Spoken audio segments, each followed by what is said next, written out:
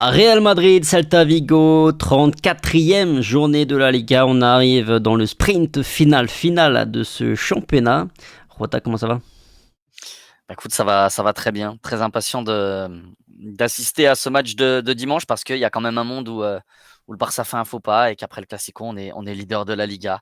J'y crois encore, même si la saison est pas toute rose, loin de là. Mais j'y crois. Il y a un monde où le Real, à la fin du week-end prochain, est leader de la Liga. Il faut rêver, il faut y croire. Donc, je suis en pleine forme. Ok, bah écoute, on verra. Bon, dimanche 14h le match, attention. Attention l'horaire quand même, pas fou, pas fou. Bon, comme d'habitude, on se retrouve en fin de vidéo pour notre petite pastille habituelle, les paris de Rota, de moi-même et de notre ami Punto en partenariat avec Unibet. Toutes les rencontres sont de la Liga particulièrement, sont retransmises légalement sur la plateforme pour ceux qui ont un compte. Vous pouvez vous inscrire si ça vous tente via le code Real France sur Unibet et jusqu'à 100 euros sous la forme de bonus rendu si votre premier pari est perdant. On en reparle après, on fera un petit point cagnotte comme d'habitude. Bon, un petit mot sur le Celta vite fait, avant d'embrayer sur ce qui nous intéresse quand même le plus et nos attentes par rapport à cette fin de saison côté Real Madrid. Le Celta qui est 7ème, du classement au moment où on se parle, toujours 46 points, la lutte dans les places qualificatives européennes pour la saison prochaine. Ouais, c'est une équipe qui fait une belle saison mine de rien, qui a eu pas mal de blessures, durant l'année, et surtout c'est une équipe qui se crée beaucoup d'occasions. Il faut faire attention parce que le Celta est une équipe qui marque pas mal. Je crois que c'est la 5e ou 6e meilleure attaque de Liga, et surtout si tu regardes, leur match, tu vois que c'est une équipe qui est quand même assez offensive, assez incisive et qui se crée pas mal d'occasions tout simplement. C'est tout le temps, 15-20 frappes par match, et on est à 5 entre 5 et 9 tirs cadrés par match aussi. C'est quand même plutôt énorme. Donc c'est une équipe qui a le mérite de proposer du foot, en tous les cas, et d'avoir un football offensif. Quand on sait, ce qui nous attend, pour la défense ce week-end, ça peut être inquiétant, surtout qu'on est une équipe qui prend pas mal de buts. Donc attention, comme tu l'as dit, match, piège, horaire piégeux aussi. Le Real en début d'après-midi, c'est jamais historiquement des grosses folies en termes de match et en termes de résultats. Donc attention, ça a tout du match, piège, pourtant à domicile après une semaine de repos, donc il va falloir, quand même bien le gérer, et surtout avant le Classico, ça serait quand même vraiment moche de perdre des forces et pratiquement de dire adieu à la Liga en faisant une contre-performance. C'est clair. 50 buts marqués ouais, cette saison pour le Celta, en 33 buts. Bon, c'est une équipe qui encaisse aussi, pas mal de buts, 49 buts encaissés. Ça doit faire partie aussi des moins bonnes Des moins bonnes défenses, ouais. défenses, que je vois même le Deportivo Alaves 17e, ils ont pris 46 pions. Les Ganes 49 buts encaissés, ils sont avant-dernier. Donc voilà, celle-là qui fait le Celta qui n'est pas non plus parfait sur toutes les lignes, mais à l'image de toute façon de ce qu'on a vu face au Barça la semaine dernière, ou il y a 2 semaines déjà, contre le Barça, 4-3, ouais. où ils gagnent 3-1 et qu'ils perdent, ils perdent 4-3, effectivement. Un match qui aurait pu changer beaucoup de choses, dans cette Liga d'ailleurs. Bon, en tout cas, Real Madrid Télévision a refait sa vidéo, a refait une petite vidéo sur Gil Manzano qui arbitrera ce match par ailleurs. Ils allaient pas s'arrêter, évidemment, ils allaient pas s'arrêter là. Enfin, moi, je m'attends pas à ce que le Real plie sous la pression, c'est pas l'habitude de la maison. Ils vont continuer jusqu'à la fin de saison, et puis s'il y a besoin de le refaire l'an prochain, ce que j'espère pas, je pense qu'ils continueront dans tous les cas. Ouais, ça fait déjà tellement longtemps qu'ils le font que effectivement, je pense qu'on n'est pas encore au bout. Bon, si on regardait un petit peu plus près, d'un petit peu plus près les calendriers, d'ailleurs respectifs du Barça, du Real Madrid, parce que t'en parlais, toi t'y crois, c'était une des questions que j'allais te poser, mais je vois que t'y crois.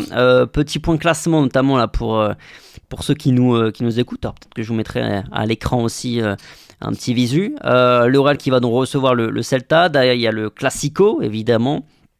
Ensuite, on reçoit Mallorca et on termine par Séville à l'extérieur et on termine officiellement par la réception de la Real Sociedad du côté du Barça. Ça se déplace ce week-end à Valladolid. Ensuite, il y a le Classico. Ensuite, ça se déplace à l'Espagnol. Bon, court déplacement, mais quand même à l'Espagnol Barcelone chez le voisin. Réception de Villarreal et déplacement à Bilbao. Calendrier beaucoup plus compliqué pour le Barça pour moi, dans le sens où en plus entre, le match à Valladolid et le Classico, il y a un retour de Ligue des Champions qui va forcément puiser un petit peu dans les réserves. Donc, évidemment le Barça a un calendrier plus compliqué sur le papier à gérer. Mais attention, hein, le Barça a aussi beaucoup plus de ressources physiques on le voit, on l'a d'ailleurs encore vu cette semaine face à l'Inter où ils sont rapidement menés 2-0. Ils ont ces ressources pour revenir, donc c'est une équipe qui lâche rien, que ce soit dans un match ou tout au long de la saison. Maintenant, c'est sûr que voilà, ils ont un déplacement à Valladolid qui devrait normalement être une formalité parce que Valladolid, ça n'a pas gagné depuis le mois de janvier et ça vient d'enchaîner peut-être 9 ou 10 défaites consécutives. C'est catastrophique, c'est déjà relégué. Même si en Espagne, on connaît ce système des maletas où le Real va donner potentiellement des primes à celui qui fait chuter le Barça et vice-versa. Quelque chose de totalement légal, mais qui peut aussi motiver les joueurs. C'est le club de R9, même s'il a envie de le vendre depuis un moment et qu'il ne trouve pas de repreneur. R9, voilà, c'est un fan du Real, donc s'il peut nous aider et aller motiver ses joueurs, je pense qu'il le fera sans broncher. Mais après, voilà, il y a le Classico qui, lui, sera dans tous les cas déterminant, je pense, pour la Liga. Ensuite, ils ont quand même un déplacement dans un derby. Et ensuite, c'est Villarreal et Bilbao, 4e et 5e au classement. Donc, c'est loin d'être facile pour eux, tout en sachant que, en plus, si jamais ils se qualifient en finale de Ligue des Champions, ils auront aussi la finale de Ligue des Champions à jouer.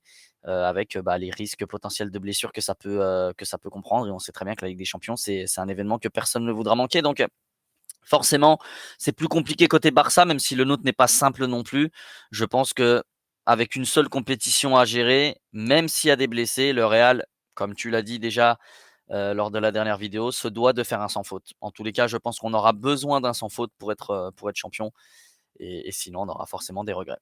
Ouais, je suis d'accord. D'ailleurs, j'avais dit la même chose. Je trouvais le calendrier du Barça plus compliqué que celui du Real Madrid pour terminer la saison. Bon, il y en a un dans les commentaires qui m'avait dit ouais, mais attends, le Real il reste encore un Classico. Oui, mais de facto il reste aussi un Classico encore pour le Barça, même si je peux comprendre que pour le Barça aborder un Classico, t'es plus serein que côté Real Madrid à ce moment, durant cette saison-là. Mais je suis d'accord. Hein. Ça termine quand même par Villarreal. Villarreal, ça va se battre pour les places européennes. L'Espagnol Barcelone aussi. Hein, c'est un derby, on sait jamais. Ils peuvent en mettre 5, mais ils peuvent aussi se faire piéger parce que l'Espagnol aura bien envie forcément de les.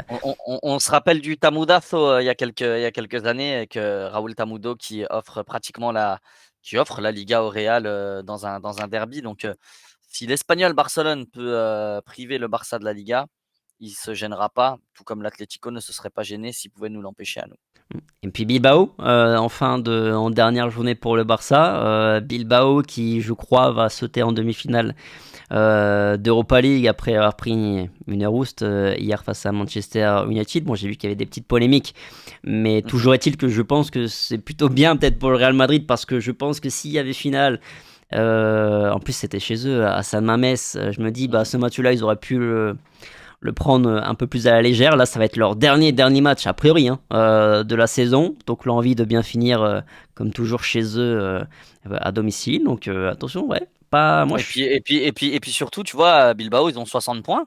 Ils sont 4e. C'est les 5 premiers qui sont qualifiés en Ligue des Champions. Villarreal à 55, le Betis 54. Voilà, il y a 2 équipes à 6 points. Ils savent très bien qu'une défaite contre le Barça, ça te fait revenir potentiellement les autres à 3. Malgré qu'il se passera des choses d'ici là parce que c'est l'avant-dernière journée, dernière journée. enfin là c'est la dernière, pardon. Mais attention parce qu'il y a quand même une place en Ligue des Champions. Je pense qu'ils l'auront, mais on ne sait pas. Dans 2-3 journées, qu'est-ce qu'il en sera? Ils auront de toute façon l'obligation de faire quelque chose. Puis après Bilbao, c'est pas une équipe qui va ménager ni le Real ni le Barça. Eux, ils ont envie de gagner chez eux. Dernier match à San Mamés, surtout qu'ils vont certainement, comme tu l'as dit, louper cette finale d'Europa League chez eux. Il y aura quand même cette volonté de vouloir bien terminer la saison. Donc, je suis pas trop inquiet pour leur honnêteté dans ce match. Oui, je pense qu'ils vont aligner une équipe plus forte contre le Barça que ce qu'ils ont pu faire contre le Real Madrid au Bernabéu, notamment la semaine dernière. Bon, passons sur le Real Madrid. J'ai une petite question. J'ai vu un débat là, j'en ai parlé vite fait là tout à l'heure sur la revue de presse, mais il y a un petit débat en Espagne sur le fait que le départ de Carlo Ancelotti soit acté. Il y a 2 versions en fait, j'ai l'impression. Soit la version problématique dans le sens à court terme, c'est-à-dire que les joueurs sont avec un entraîneur ils savent que l'entraîneur ne sera plus là la saison prochaine, qui fait déjà partie du passé. Donc c'est peut-être ce petit problème au niveau de, je sais pas, la motivation, l'envie de se battre pour l'entraîneur, je sais pas. En même temps, moi j'ai plutôt une autre lecture qui est plus positive, peut-être naïve, peut-être. À savoir que je me dis que les joueurs, au contraire, ils savent que Carlo va partir. Carlo, on sait, est extrêmement apprécié dans le vestiaire par ses joueurs. L'envie d'aider Carletto à partir par la grande porte, je sais pas, tu vois ça comment? Un impact plutôt positif ou négatif, le fait qu'on sache déjà que Carlo c'est fini pour les joueurs? Alors, déjà, faut savoir quel discours, il faudrait savoir quel discours Carlo il a. Est-ce qu'il leur a annoncé qu'il partait? Est-ce que vraiment c'est officiel dans la tête des joueurs? Je sais pas. Peu importe, dans tous les cas, moi je me range plus de ton côté. Et même pas tant, tu vois, pour remercier Carlo. Ça en fait partie. Évidemment, c'est un coach qui est apprécié, ça fait aucun doute. C'est les derniers moments passés avec lui au Real Madrid très certainement. Donc, je pense qu'il y aura cette envie, oui, évidemment, de lui rendre hommage. Mais après, je pense que c'est surtout, et on l'entend de plus en plus chez les footballeurs de nos jours, c'est la dalle de vouloir gagner des titres. Il y a des gens qui veulent rentrer dans l'histoire et ils vont certainement pas lâcher une Liga à 5 journées de la fin, jamais de la vie. La saison, elle est certes loupée, manquée, mais si tu chopes une Liga, tu passes presque du tout au tout. Tu prends une Liga et 2 autres titres internationaux, enfin européens internationaux. Tu as 3 titres sur la saison, tu as une Liga qui est un titre majeur, ça serait loin d'être dégueulasse. Donc, j'ai aucun doute sur le fait que tous les joueurs qui sont présents jusqu'à la fin de saison vont vraiment tout donner pour faire tomber le Barça, pour prendre cette Liga tout simplement, parce qu'ils en ont envie et parce que c'est des compétiteurs plus que tout. À Madrid, il n'y a pas un mec qui manque d'ambition, je pense. Et en plus, oui, comme tu l'as dit, il y a aussi certainement un petit peu cet aspect psychologique, affectif avec Carlo Ancelotti de se dire bah, si en plus on peut lui offrir ça avant qu'il parte du club, bah, c'est du bonus quoi. Hmm. Ouais, plutôt d'accord aussi avec cette lecture-là. Dites-nous dans les commentaires ce que vous en pensez. Bon, quelles sont les choses que tu attends là, sur cette fin de saison? Parce que on l'a déjà dit, on l'a évoqué sur la dernière vidéo, donc on va pas refaire un grand discours là-dessus, mais il y a une petite ambiance quand même déjà de post-saison. Là, on parle déjà de l'après Carlo, etc., etc. Alonso, les recrues et tout ça. Mais Mida, moi je trouve que sur cette fin de saison, il y a encore des choses intéressantes. Au-delà même presque du fait de la Liga qui est toujours mathématiquement possible, et on parle pas d'un calcul mathématique presque improbable, hein. Un faux pas du Barça, tu gagnes le Classico, était totalement devant dans la Liga. Mais surtout par rapport à ce focus sur le Real Madrid, je commence. Moi, Arda Güler, par exemple, ça fait partie des choses qui vont m'intéresser vraiment sur cette fin de saison. Le voir enchaîner au milieu de terrain.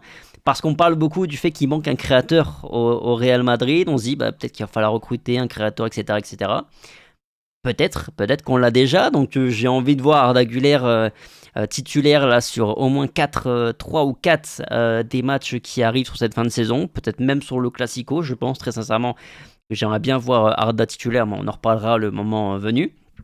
Et j'ai envie de voir ce qu'il a dans le ventre Arda au milieu de terrain, voir les responsabilités qu'il est capable de prendre, comment il est capable bah de d'assumer d'une certaine manière un statut de titulaire au milieu de terrain avec la responsabilité d'être un peu le faiseur de jeu, tout ça, celui qui gère un peu le tempo, tout ça. J'ai envie de voir Arda dans cette position, ça fait partie quand même de mes curiosités parce qu'en plus je pense que ça peut avoir une vraie incidence sur mercato, pas mercato, recruter un mieux ou pas. Tu vois ce que je veux dire? Ouais, clairement, ça fait partie des choses qui nous hype un petit peu. Moi, au-delà de tout ça, en fait, j'ai envie de le voir enchaîner tout simplement.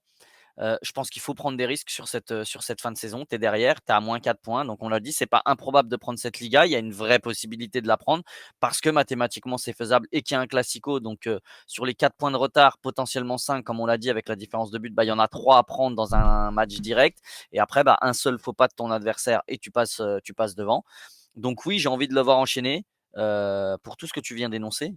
C'est sûr, on aura une vraie réponse, même si 4 ou 5 matchs, Hmm. c'est difficile à dire, mais en tout cas, il a tout à gagner. Rien à perdre parce que rien à perdre dans le sens où il est jeune. On pourra dire que c'est encore de l'apprentissage, qu'il aurait besoin d'enchaîner plus. Donc, s'il n'est pas au rendez-vous total, ça ne sera pas très grave. Par contre, s'il l'est, ça sera une vraie réponse.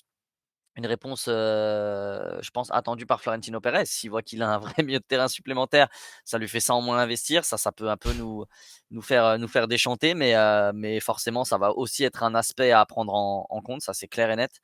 Mais je pense surtout qu'Arda Güler, c'est son vrai poste et qu'il a beaucoup de choses à faire valoir à ce poste-là. Donc oui, forcément, le voir enchaîner, le voir jouer dans un classico, essayer de répondre présent, même voilà, de briller pardon, aux yeux du monde et surtout du madridisme, ça serait top. Et puis ça peut nous faire énormément de bien sur cette fin de saison. Donc oui, c'est une des choses qu'on attend. En plus, évidemment, du fait de vouloir que le Real Madrid fasse un sans faute et à y jouer cette Liga du mieux qu'il le peut. Ça, c'est ma vraie attente. J'ai envie de voir une équipe qui lâche rien, vraiment qui donne tout. Il y a 5 journées, c'est pas la mer à boire. Il n'y a plus d'autres compétitions en jeu, mis à part la Coupe du Monde des clubs qui viendra un peu plus tard. Donc, je veux voir un Real Madrid conquérant qui devra l'être parce qu'il y a beaucoup d'absents d'ici cette fin de saison. Et comme tu l'as dit, Arda Güler, bah, c'est aussi un des aspects, une des hypes sur cette fin de saison. Mm. Au niveau des joueurs, tout ça, t'as des attentes particulières?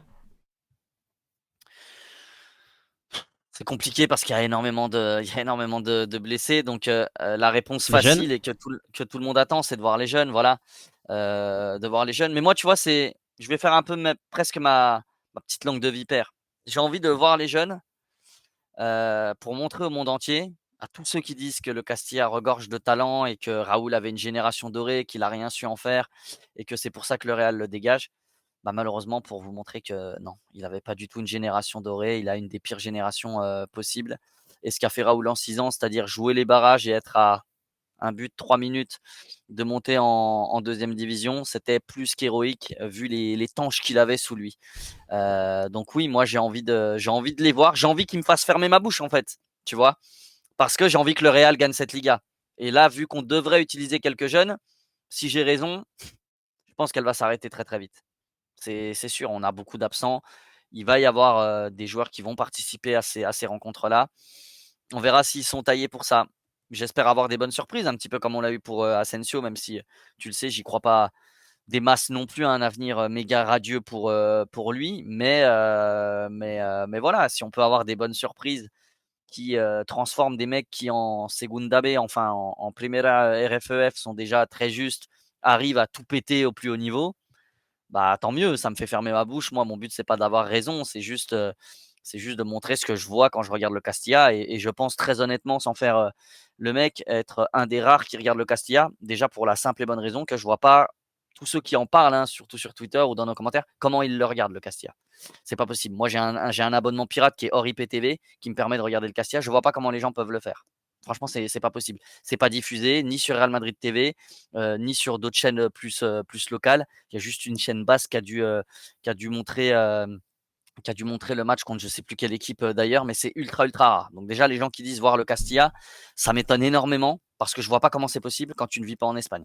Mais bref, ça c'est un autre débat. En tout cas, forcément, les jeunes, ça reste une attraction. On se dit, voilà, il faut leur donner du temps de jeu, il faut qu'ils puissent prouver, parce qu'on dit que les joueurs du Barça prouvent parce qu'ils jouent, tout simplement, parce qu'ils ont cette opportunité de jouer et qu'au Real, eh ben, on les bride et on les fait pas jouer, donc forcément, ils peuvent pas s'imposer.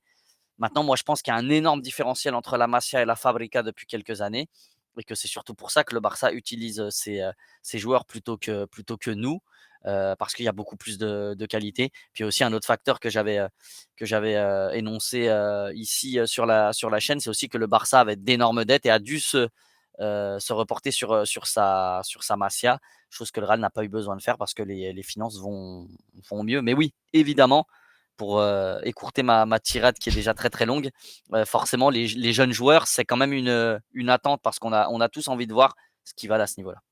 Ouais, Jacobo, Yussi et Chema sont les trois joueurs notamment dont on parle le plus pour évoluer sur ces prochaines semaines, cette fin de saison. L'association Mbappé et Vinicius aussi, non? Dans un 4-4-2, parce qu'a priori c'est ce sur quoi on se dirige. Alors attention, ça ne veut pas dire que Rodrigo, on va plus le voir, hein. On a débattu un petit peu de Rodrigo ces derniers jours, il y a des rumeurs et tout, patati patata. Je pense que Rodrigo reste évidemment dans l'équation sur cette fin de saison, mais là, par exemple, ce week-end, je pense qu'on s'attend plutôt à un 4-4-2 avec Vinicius et Mbappé devant, et voilà, on a envie de voir ce que ça peut donner sur quelques matchs. Au-delà de voir ce que ça peut donner, voir s'il y a de l'amélioration et si on peut avoir de l'espoir. On a envie que ce duo nous donne de l'espoir pour la saison prochaine, quoi, pour la suite. Ouais, clairement, moi j'ai envie de voir deux mecs qui. Moi, c'est ma plus grosse attente, pour être très honnête. Parce que ce 4-4-2, ça fait 3 matchs qu'on le fait, ça fait 3 matchs qu'on joue mieux. Encore une fois, c'est pas l'Amérique, c'est pas incroyable, mais franchement, la différence entre ce qu'on a vécu toute la saison et depuis les 3 matchs où on est en 4-4-2, bah, on peut dire ce qu'on veut, mais il y a quand même beaucoup plus de plaisir pris. C'est pas le Barça, c'est pas le PSG, c'est pas du pur football, c'est pas exceptionnel, mais par contre, il y a beaucoup, beaucoup de mieux et ça nous laisse d'ailleurs beaucoup de regrets, par rapport à la saison parce que je pense que ce système utilisé plus tôt aurait pu, nous permettre d'être beaucoup plus compétitifs et de peut-être pas d'en être là en Liga, peut-être d'avoir, pu sortir Arsenal, je sais pas, je me fais peut-être des films, mais je pense que ça aurait été, mieux pour tout le monde. Déjà pour les joueurs offensifs qui, on l'a vu, ne fonctionnaient pas ensemble. En tout cas, les 3 de devant, ça n'a jamais trop fonctionné, hein. Je pense qu'on l'a même souvent dit, les 3 ou les 4 qui étaient à leur prime sur un même match, on l'a pas vu cette saison. Et si on l'avait vu, à mon avis, on aurait collé 6 ou 7 pions à l'équipe d'en face. Et c'est pas arrivé. Donc oui, l'association, donc le 4-4-2 déjà dans un premier temps, c'est une vraie attente. Je veux qu'on réédite ce schéma, même si avec changement d'entraîneur, c'est un schéma qui peut peut-être être aussi voué à disparaître, on n'en sait rien, mais en tous les cas sur cette fin de saison, c'est cette attente-là. Et puis voilà, des automatismes Vinicius Mbappé, tu vois, si les 2 brillent, les 2 se font des passes D, plantes, tu peux aussi, vraiment, rapprocher encore ce lien et créer un lien fort entre les 2 et se dire, voilà, je sais pas ce qu'il en est dans leur tête, mais se dire: «OK, on est 2 grosses stars, mais finalement on est dans le même bateau et le but c'est de s'entraider pour tout péter à et parvenir à nos objectifs collectifs et de facto individuels», donc ouais, c'est une grosse attente. Mmh. Tu d'autres attentes? Pas spécialement parce qu'encore une fois, il y a beaucoup, beaucoup, beaucoup de blessés et je pourrais pas dire: «Voilà, j'aimerais qu'on s'améliore un petit peu dans le secteur défensif ou telle chose». Non, il y a beaucoup de blessés, il y a des joueurs desquels j'attends presque plus rien maintenant, donc T'as pas envie de voir Balero? non, il jouera pas. Je suis même certain qu'il jouera pas. Moi, je pense que sa situation, elle changera pas. Je pense que il pourrait mettre l'attaquant le défenseur central des U15 devant Vallejo, mais je pense qu'il le fera pas jouer et c'est vraiment pas pour exagérer, je pense sincèrement qu'il préférerait vraiment je pense qu'il passe en 13e ou 14e mec à Madrid, hein, vraiment, hein, j'en suis Bah, persuadé, hein. son Je même le vois pas du tout avoir une seule seconde. même Jacobo était passé devant lui, hein, quand Jacobo avait été utilisé, donc oui, oui. Mais même, je crois que c'était Aguado en coupe qui avait joué dans l'axe, qui avait fait un match, dégueulasse. Oui, Il me semble que c'était lui, hein. oui. Donc à partir du moment où tu passes derrière des mecs qui sont même pas forcément titulaires au Castilla, le club compte pas sur toi, quoi. Je veux dire là, il y a le Non. message, il est clair. Et puis même sans ça, je veux dire les plus grosses blessures, au Real cette saison, c'est les défenseurs. Avec tout ça, il a pas gratté une seule minute de temps de jeu. Tu imagines? Ah. C'est une dinguerie. Et de toute façon, avec Balero, on savait même pas vraiment quand il était dispo ou pas dispo. Parce que Balero, il a eu deux trois blessures, hein, dans la saison, hein, peut-être même un peu Il se plus, hein. blesse à l'entraînement. Et, Non, mais et c'est un joueur très fragile malheureusement, mais c'est aussi on parle de Mendy, on taille beaucoup, certains profils, Ceballos, Mendy, Ceballos, heu, c'est des joueurs qui se blessent énormément. Moi, Ceballos, je l'adore beaucoup, mais par exemple, moi, je pense qu'il faut qu'il quitte le Real. C'est parce qu'il y a trop de blessures dans une saison, c'est pas possible, en fait. Tu peux pas compter, sur ce mec, 20 matchs et pourtant, tu le sais Tom, moi, c'est vraiment un joueur que je kiffe vraiment de fou, hein. Mais à un moment donné, ces joueurs-là, on peut pas. Jesus Vallejo, c'était pire. Il jouait pas un match. C'est-à-dire qu'il y avait pas cette intensité de match, mais il arrivait quand même à se blesser 3 semaines, 2 semaines par-ci, 4 semaines par-là à mm. l'entraînement et pas que de cette saison, hein. Ça a été ça toute sa carrière. C'est malheureux, c'est peut-être pas sa faute, hein, mais c'est un joueur qui est très fragile et oui, c'est pour toutes ces raisons, je pense qu'il aura pas de temps de jeu sur la fin de saison. Pour le coup, lui, on l'avait annoncé dès l'été dernier, hein, où parfois on avait des commentaires, mais il y a Balero, il y a Balero. Hein, Balero, il avait joué 10 matchs sur ses deux trois dernières saisons avant d'arriver Ouais. au Real. Donc là, le bilan est encore plus lourd, si on tient compte de cette saison-là. Bref. Est-ce que je te demande vraiment, à ton 11 pour le match de dimanche? Je pense que. Je Je pense. vais pas te le sortir, j'en ai là pour le coup, pardon, tu vois, j'en postillonne, j'en ai aucune idée, mais là, c'est aucune idée. Vraiment, vraiment, je sais même pas si je peux te citer, 5 joueurs, enfin voilà, on sait très bien qu'il va y avoir sûrement un Tchouaméni dans l'axe, enfin voilà, il va bricoler avec ce qu'il a. Là, pour le coup, Carlo, il a pas énormément de choix. Je pense que nos auditeurs aimeraient qu'il fasse confiance aux jeunes par descendre Tchouaméni, mais mettre plutôt Jacobo. Tu vois, je pense que c'est ça, c'est à ça que s'attendent les gens. Je pense qu'il faut stopper le rêve tout de suite. Désolé, on est en fin de vidéo, il faut stopper ça, mais je pense qu'il va faire avec tous ces joueurs de l'équipe première disponibles. Et puis s'il y a des ajustements nécessaires à faire pendant le match, il les fera à ce moment-là. Mais le 11 titulaire va quand même vraiment grandement ressembler à ce qu'il a fait en bricolage sur la saison. Ouais, deux têtes comme ça, Fran Garcia à gauche, Tchouaméni, Asensio dans l'axe, à droite, Vasquez, Lucas Vasquez qui va être disponible, Valverde au milieu de terrain avec. Non, Vasquez, il a un rouge. Ouais, mais sa sanction elle compte pas pour la Liga. C'est que. T'es sûr? Oui, Je l'ai vu sur Flash Résultats en absent. j'ai un doute.